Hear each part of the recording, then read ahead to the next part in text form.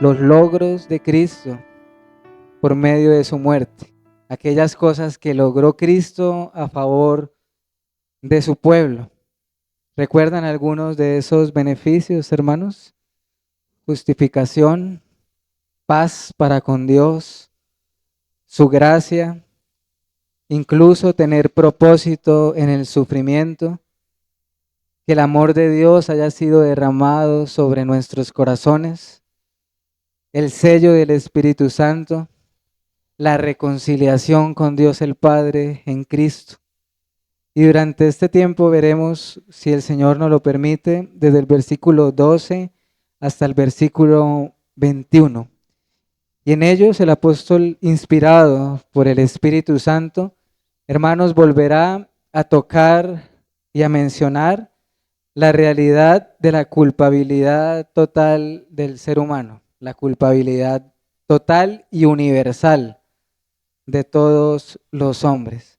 Pero de manera especial, hermanos y amigos, veremos cómo el apóstol Pablo hace una relación, un parecido entre Adán y nuestro Señor Jesucristo, y al mismo tiempo un contraste, diferencias abismales entre Adán y nuestro Señor Jesucristo.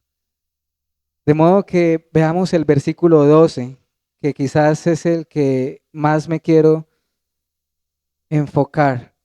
Por tanto, como el pecado entró en el mundo por un hombre y por el pecado la muerte, así la muerte pasó a todos los hombres por cuanto todos pecaron. Allí hay bastante contenido, hermanos, para poder escudriñar.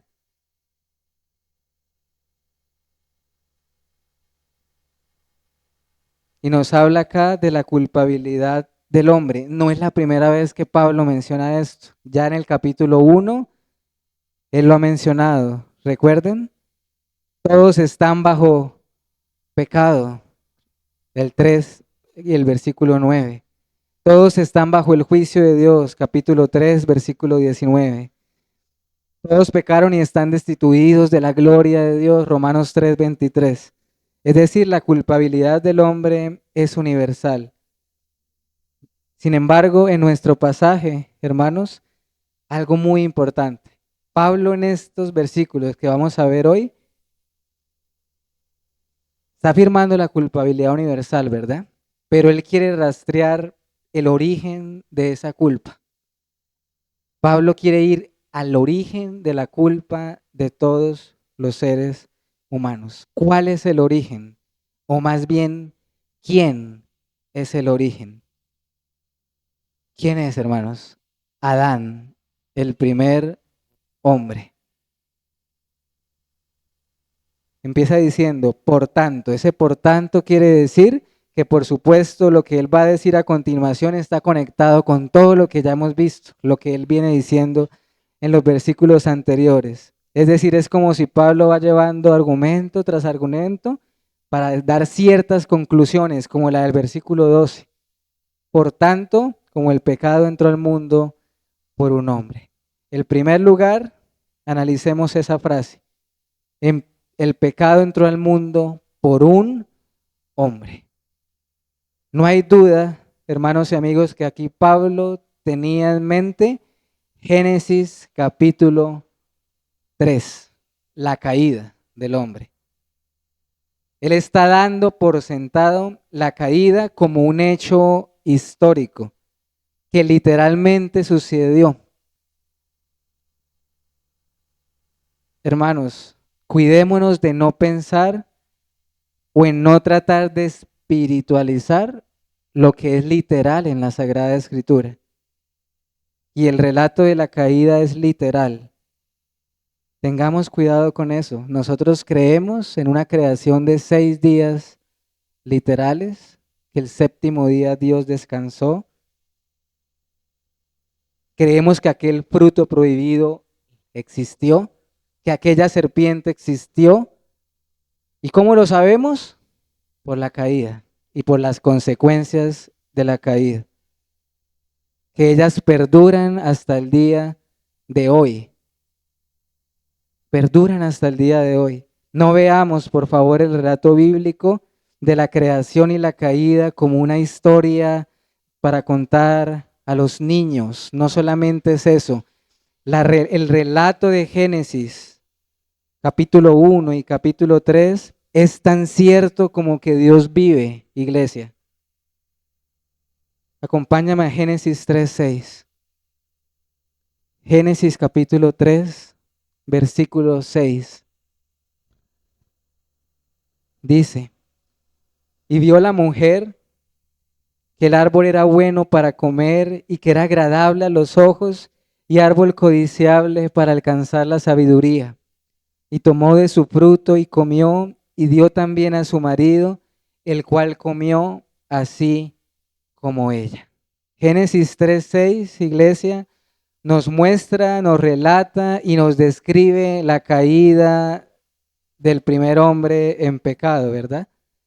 Pero notemos que aunque fue Eva, la mujer, quien fue la primera en ser engañada y en incurrir en transgresión y en comer del fruto prohibido, según nuestro pasaje de Romanos 5:12, ¿sobre quién recae la culpa y la responsabilidad de la caída? ¿Sobre Adán o sobre Eva? Sobre Adán, ¿verdad? Por ser cabeza de Eva. Pero resulta que Adán, iglesia, esto es importante, no solo era cabeza de Eva por ser su esposa, sino que resulta que según Romanos capítulo 5, Adán es cabeza de toda la humanidad por ser el primer hombre. La caída le es atribuida a Adán. No dice este texto, el pecado entró al mundo por Eva. No dice este texto, el pecado entró al mundo por una mujer. No, dice por un hombre entró al pecado al mundo. Y tan pronto como el pecado entró a este mundo, junto con el pecado, ¿qué entró también? La muerte. Tan pronto Adán comió de aquel fruto, hermanos, la muerte entró en el escenario de este mundo para no salir de aquí, de este mundo. Estamos hablando de que existe una estrecha relación entre el pecado y la muerte física. La muerte es la consecuencia natural del pecado. ¿No dice Pablo más adelante, la paga del pecado es que precisamente la muerte? Ya que estamos allí en Génesis también, leamos Génesis 2:17. Génesis capítulo 2, versículo 17.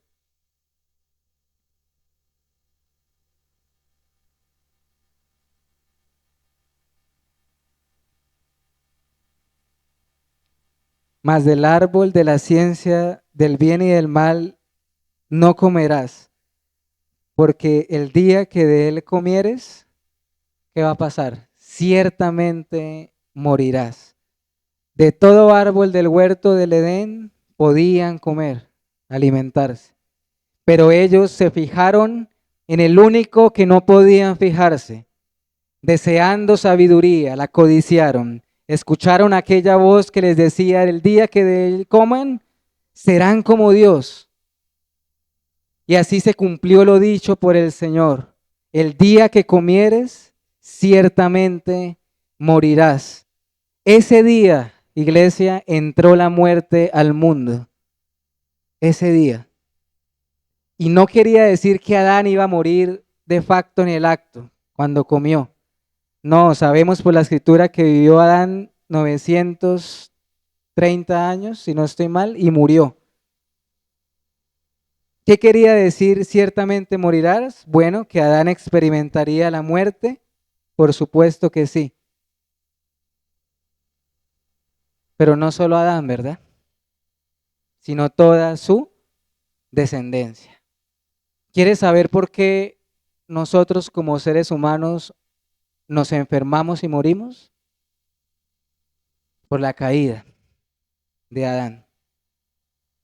porque hay innumerables tumbas y las seguirán habiendo, porque el día que de él comieres, ciertamente morirás. Por eso en nuestro pasaje sigue diciendo, así fue como la muerte pasó a quienes, a todos los hombres. ¿Por qué no fue solamente Adán quien murió, hermanos? Bueno, ese versículo dice, por cuanto todos, ¿qué? La muerte pasó a todos los hombres, por cuanto todos pecaron. Pero saben, hermanos, ese por cuanto todos pecaron, no se está refiriendo a nuestros pecados personales, que ciertamente es así, todos pecamos. Desde que nacemos, todos pecamos. Y esa es la causa también de la condenación. Pero fíjense en el razonamiento de Pablo. La muerte entró al mundo por cuanto todos pecaron. ¿Saben qué quiere decir ese por cuanto todos pecaron? Se refiere a que todos morimos en Adán. O en otras palabras, en Adán todos pecamos. Eso es muy importante y lo vamos a ir viendo por qué en nuestro pasaje. Es decir, ¿qué quiero comunicar en este momento? Que la culpabilidad del hombre se debe, por supuesto, a nuestros pecados. Desde que nacemos cometemos pecados propios, pecados personales, pero hermanos, en primer lugar y principalmente, la humanidad es culpable por la sencilla razón de ser hijos de Adán.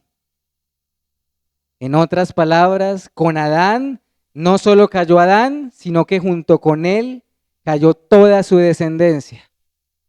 Es decir, toda la ¿qué? Toda la humanidad. De hecho, el nombre mismo de Adán significa humanidad.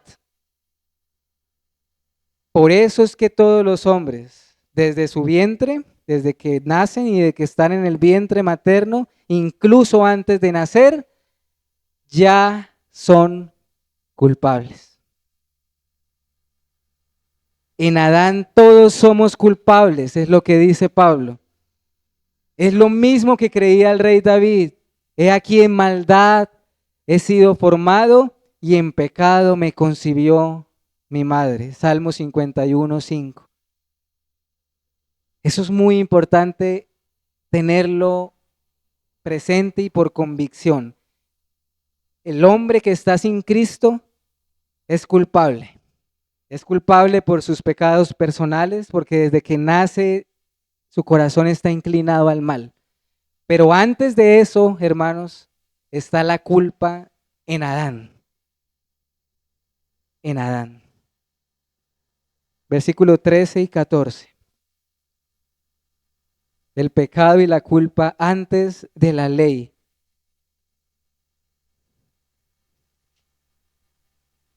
Pues antes de la ley había pecado en el mundo, Romanos 5:13.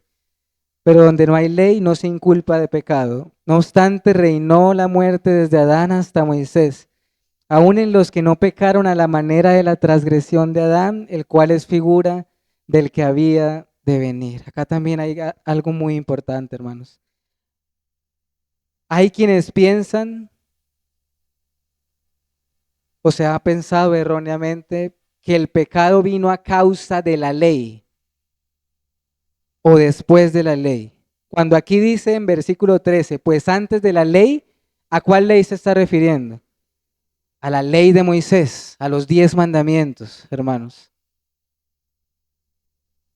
Pero pensar o asociar el pecado solamente por la ley es un error, porque resulta que el pecado de la humanidad no se remonta al Sinaí, sino que se remonta al Edén. Porque entonces razona Pablo, ¿qué ocurrió si el pecado viene solamente por la ley? ¿Qué ocurrió durante todos esos años que transcurrieron entre Adán y Moisés?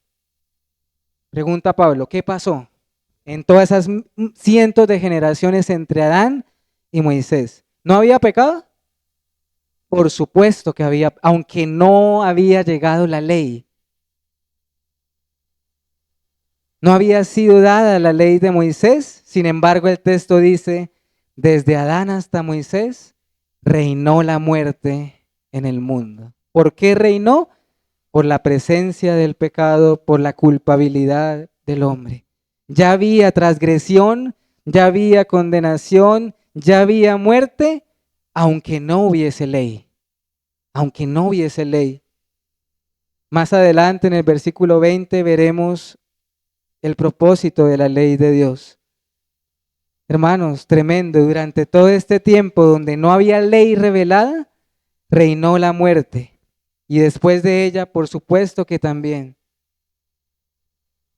Es decir, todos los hombres son culpables en Adán, hermanos, aunque tú y yo no comimos de aquel día del fruto prohibido. ¿Me hago entender? Aunque Adán fue el que comió, con él comimos todos. Eso es lo que nos está diciendo este texto. ¿Por qué? Surge la pregunta, ¿verdad? ¿Por qué? Miren estas hermosas palabras, hermanos. El cual, hablando de Adán, es figura del que había de venir. Aquí está la respuesta, hermanos y amigos. Adán, el primer hombre, era figura del que había de venir. ¿A quién se refiere con el que había de venir? A Cristo nuestro Señor, al Mesías prometido, a la simiente de la mujer que un día aplastaría la cabeza de la serpiente. Él era el que había de venir. Y Pablo está haciendo una conexión acá. Adán es figura del que había de venir. Cristo Jesús tuvo muchos tipos en el Antiguo Testamento. Es decir, que lo prefiguraron a él. Por ejemplo, ¿quiénes? Bueno, Moisés fue un tipo de Cristo. Noé fue un tipo de Cristo. Melquisedec fue un tipo de Cristo, etc. Pero Pablo nos está diciendo que Adán también fue un tipo de Cristo. Prefiguró a Cristo. Pero ahora surge la pregunta, ¿en qué sentido? ¿En qué sentido Adán es figura del que había de venir? Y esto es muy importante, hermanos, porque de hecho es la esencia de esta porción de la Escritura. ¿Qué estamos viendo en esta mañana? Que Adán es figura de Cristo.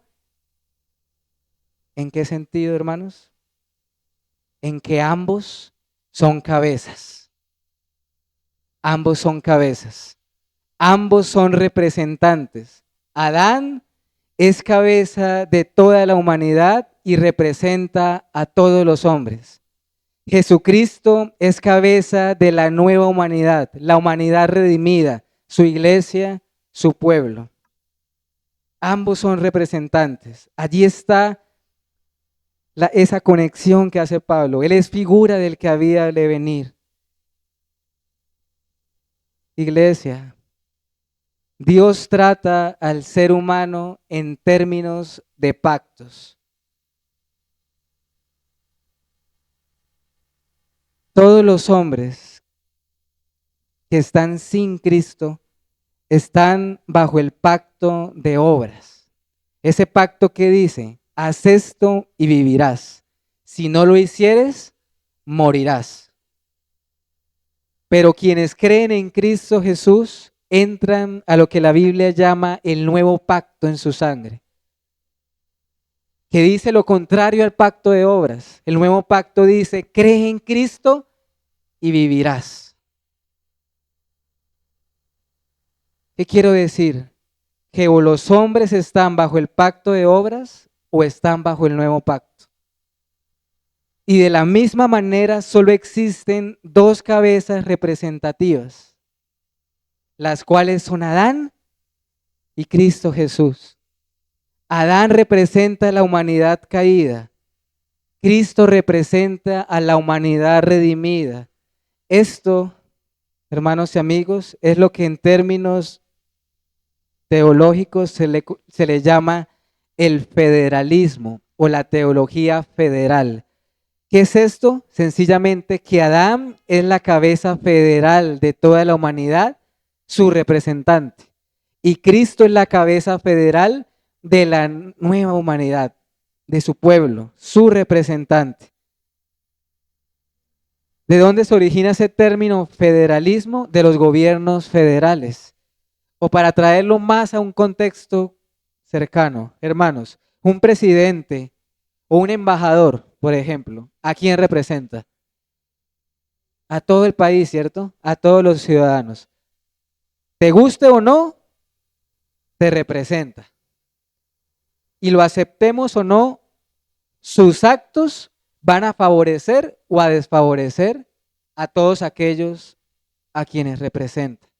Pues bien, algo similar es lo que estamos viendo en esta enseñanza de Romanos 5. Eso es lo que ocurre con la humanidad y sus cabezas, Adán y Cristo. Y acá hay algo muy importante, hermanos. Esto nos enseña que al ellos dos ser cabezas representativas, acá entra algo muy importante. Y es la acción de lo que nosotros llamamos la imputación.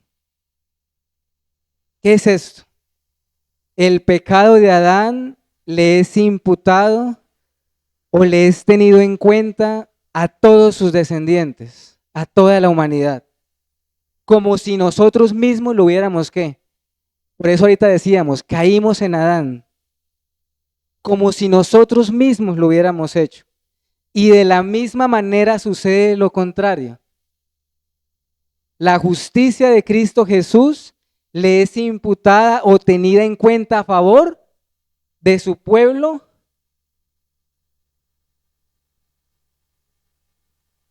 La justicia de Cristo nos es tenida en cuenta a nosotros. En todos estos sentidos, Adán es figura de Cristo. Existen similitudes, pero también hay diferencias abismales, como mencionaba al principio. Y eso es precisamente lo que Pablo va a mencionar en el versículo 15 hasta el 19. Pero antes permítanme citar brevemente 1 Corintios capítulo 15, versículo 45. 1 Corintios 15, versículo 45. Miren este texto. Así también está escrito. Fue hecho el primer hombre, Adán, alma viviente, y el postrer Adán, espíritu vivificante. Es lo mismo que Pablo nos está enseñando en Romanos. ¿Quién es el postrer Adán? Cristo Jesús. La Biblia llama a Cristo el segundo Adán, el postrer Adán. ¿Cuáles similitudes hay? Bueno, ejemplos, hermanos. Estas dos cabezas son hombres. El pecado entró al mundo por un ¿qué? Por un hombre, Adán. Pero la gracia viene por un hombre también, Jesucristo hombre. Versículo 15. Y el don de Dios por la gracia de un hombre, Jesucristo. Ahí hay una similitud, ¿verdad? Por un hombre caímos, por un hombre viene la gracia. Pero hay una diferencia abismal entre el uno y el otro. Adán fue creado, ¿cierto? Sí. Jesucristo no fue creado por cuanto es hijo de hombre, pero también es hijo de Dios. Y a partir del versículo 15 veremos brevemente esos contrastes entre el uno y el otro. Versículo 15. El don no fue como con la transgresión, porque si por la transgresión de aquel uno murieron los muchos, abundaron mucho más para los muchos la gracia y el don de Dios por la gracia de un hombre, Jesucristo. Empiezan los contrastes a partir del versículo 15. ¿Cuáles contrastes? Don y transgresión. Empezamos a notar los opuestos. Don, transgresión. Cuando habla de transgresión se refiere a Adán. Cuando habla de don se refiere a Cristo. Y empieza a decir los efectos de cada uno de ellos. La transgresión de Adán trajo como consecuencia la muerte, murieron los muchos. pero el don de Jesucristo trajo consigo gracia para muchos. ¿Vemos el contraste? Uno trajo muerte, el otro trajo vida. Versículo 16.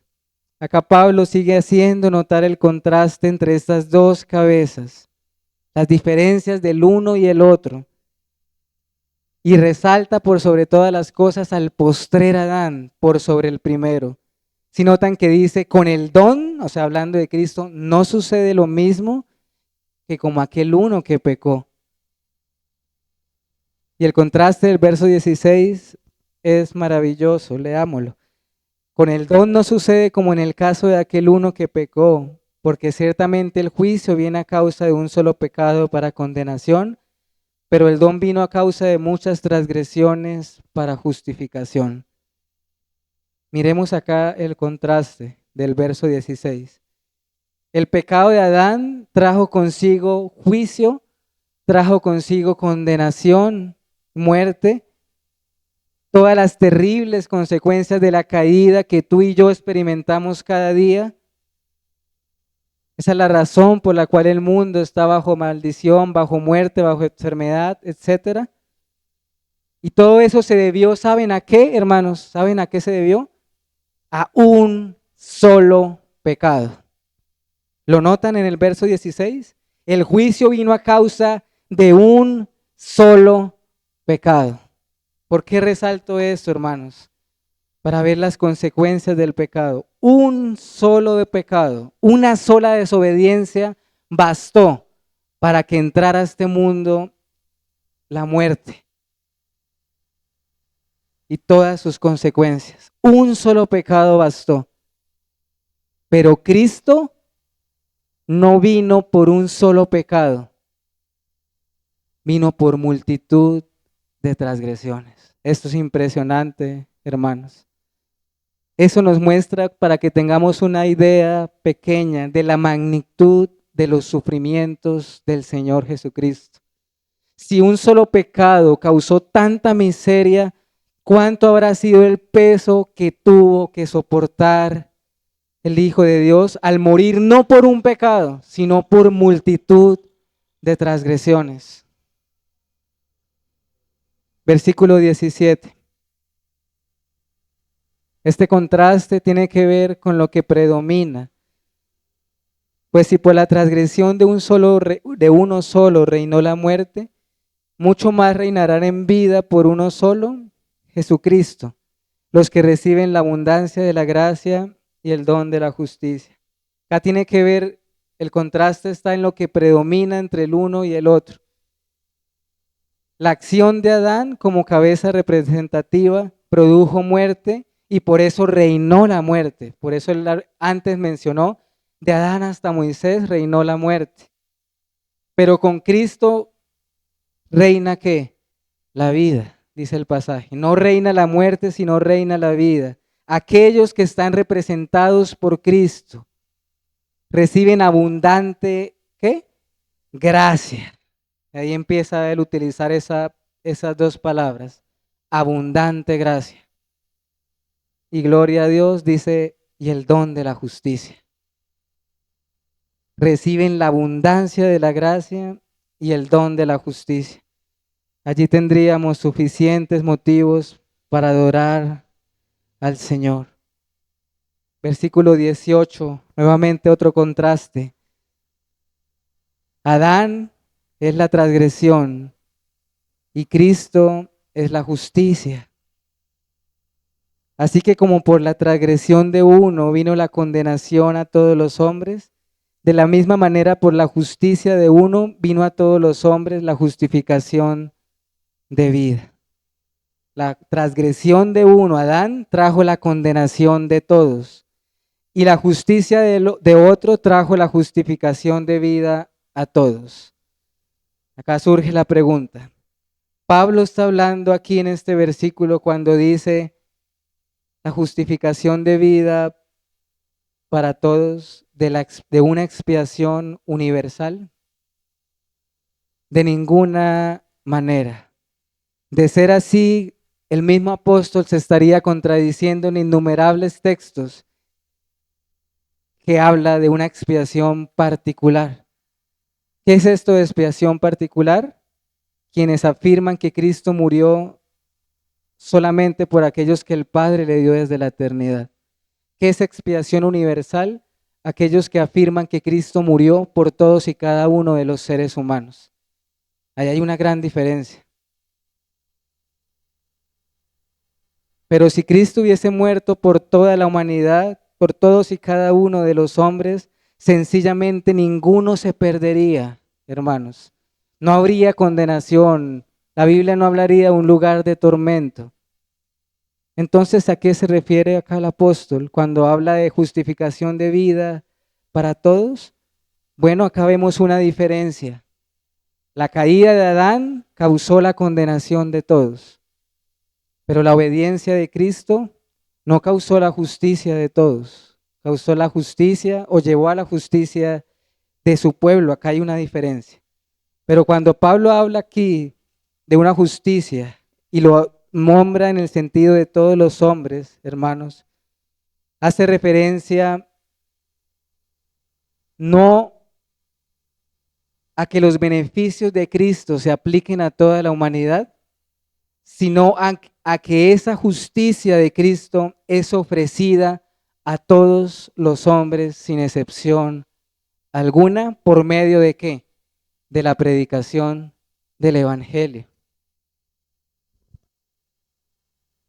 Versículo 19 nos presenta otro contraste que es hermoso y claro.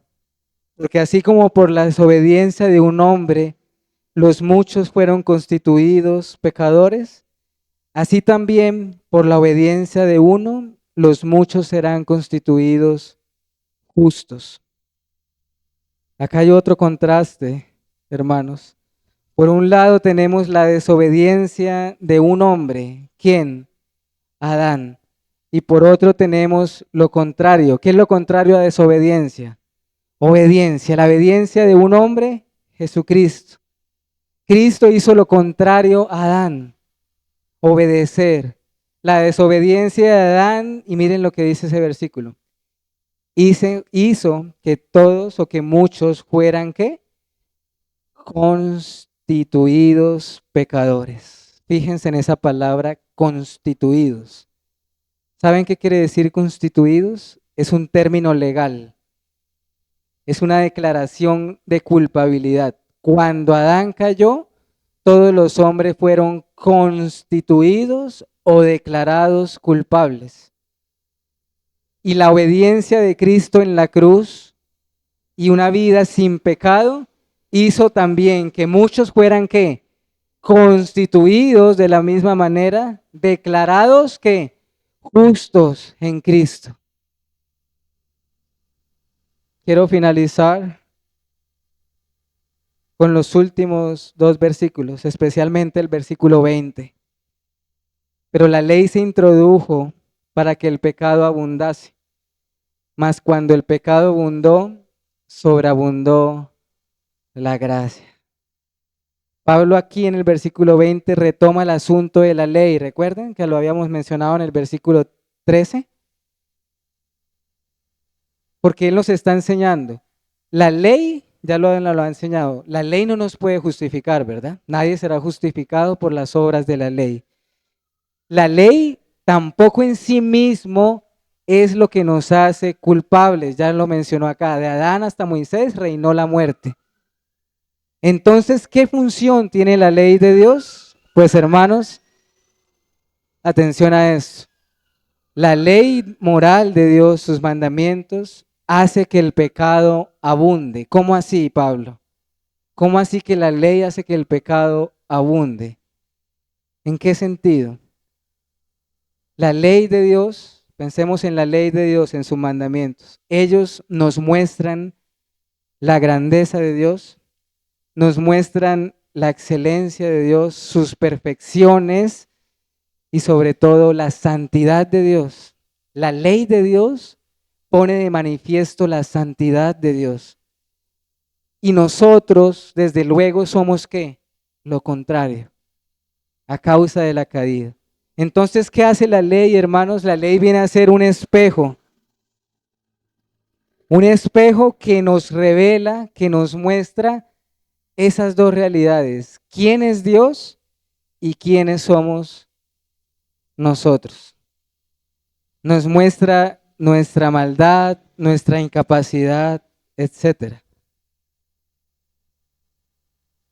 Por la ley el pecado abunda. Pero además de esto, el corazón de un hombre caído, sin Cristo, no regenerado, se deleita en pasar estas líneas de la ley de Dios. Es lo mismo que sucede, por ejemplo, con los niños. A los niños, o entre más uno les diga que no haga algo, ellos tienden a hacer lo contrario a lo que se les dice. Lo mismo pasa con la ley de Dios. Entre más se dice no codiciarás, es como si el hombre quisiera codiciar más todavía. Y así con cada uno de los mandamientos. Pero miren qué hermosas palabras siguen a continuación. Mas cuando el pecado abundó, sobreabundó la gracia. Sí, iglesia, allí donde el pecado abunda, sobreabunda aún más su gracia. Esto es una buena y una gran noticia. Esto de que el pecado, cuando el pecado abunda, sobreabunda su gracia, no es un llamado para practicar el pecado, como piensan algunos. Es más, Pablo, a quienes piensan así, se va a empezar a dirigir en el capítulo 6. ¿Tomarás la gracia de Dios como libertinaje? De ninguna manera.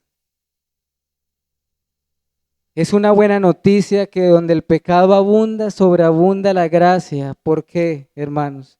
Porque esto sencillamente significa que no hay pecado tan rojo que no pueda ser limpiado por la sangre del Cordero, del Hijo de Dios. Tú dices, mi pecado es grande, pero la gracia de Dios es más grande. Tú dices, mis pecados son muchos. Bueno, también eran muchos los pecados del apóstol Pablo, quien escribió precisamente esto. También eran muchos nuestros pecados, de los que hoy están justificados en Cristo. ¿Cómo se consideraba Pablo a sí mismo? Como el primero de qué? El primero de los pecadores. El pastor Spurgeon decía, soy el primero de los pecadores y el último entre los santos. Vean cómo debemos vernos a nosotros mismos.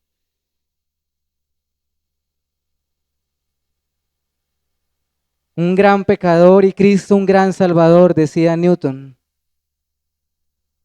Y Bunyan, el del progreso del peregrino, él escribió un libro, de hecho fue el primero que escribió, una autobiografía.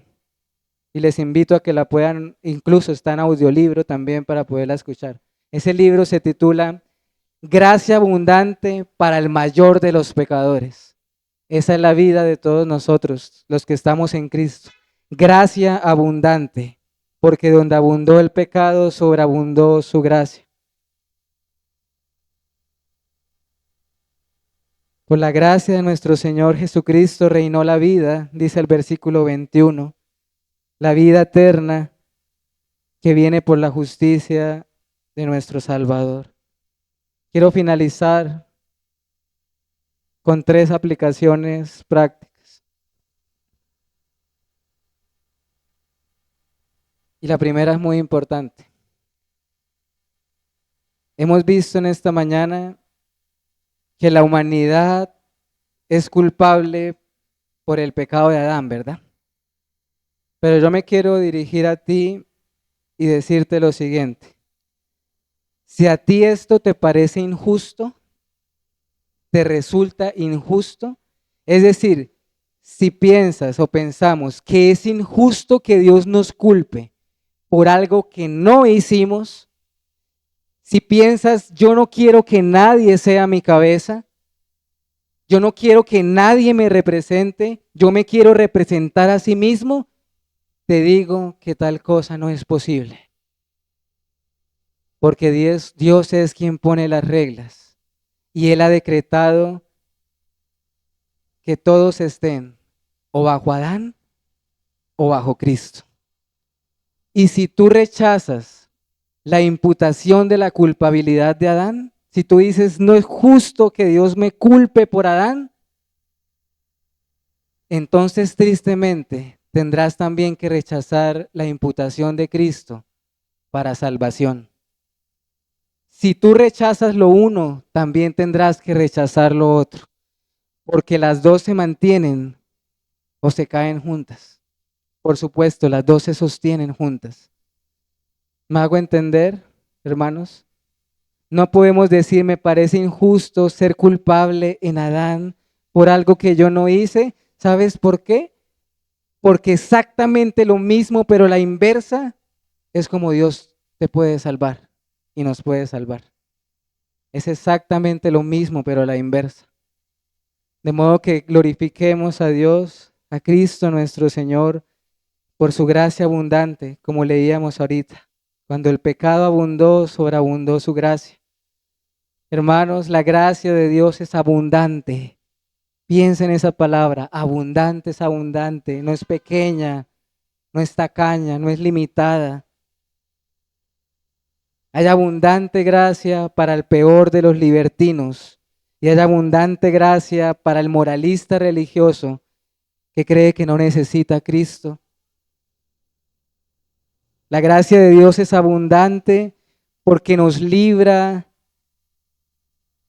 de dos cosas: de la culpa de Adán, lo que hemos visto en esta mañana, y de la maldición de la ley por haberla quebrantado. Nada más y nada menos, hermanos. Eso es lo que hace la gracia de Dios en Cristo. Librarnos de la culpa de Adán y de la maldición de la ley. Y finalmente, déjame decirte que en esto no hay puntos intermedios. Solo existen dos cabezas para la humanidad: o Adán o Cristo. O eres un hijo de Adán o eres un hijo de Cristo. ¿Quién es tu cabeza? ¿Quién te representa? ¿Quién nos representa? Dios quiera, hermanos, que nuestro caso sea que Cristo sea nuestra cabeza y nuestro representante. Por el bien de tu alma, ven a Cristo. Por el bien de nuestra alma, vengamos a Cristo Jesús. Y Dios quiera que cuando muramos y pasemos el valle de la sombra y de la muerte, muramos en Cristo y no en Adán. En Cristo y no en Adán. Vamos a orar. Señor, ¿qué podemos decir ante un pasaje como este, sino postrarnos en adoración a ti? ¿Cómo podríamos resistirnos a estas verdades si aquí mismo, donde hay estas noticias terribles de una culpabilidad universal, aquí mismo están las grandes y las buenas nuevas del Evangelio? Hoy, Señor, junto con mis hermanos, te queremos dar gracias por el postrer Adán, por el segundo Adán, por haber enviado a tu Hijo amado. Hoy te damos gracias por la obediencia de Cristo. Te damos gracias por la justicia de Cristo y porque es en virtud y solo en virtud del Señor Jesús que podemos ser constituidos justos. Ayúdanos, Padre, a no rehuir a venirnos a ti. ¿Cómo desecharemos semejante gracia abundante? Que más bien nos dejemos llevar por ella, nos rindamos ante esta gracia y te alabemos por ello. Gracias también por tu ley que nos muestra nuestro pecado. Hoy te ruego, Señor, para que cada uno de nosotros podamos estar en Cristo Jesús y venir a ti, porque tú prometes no echar afuera a quien viene a ti en fe y en arrepentimiento. Sé tú nuestra cabeza, oh Señor Jesucristo, y que nosotros seamos tu cuerpo. Amén y amén.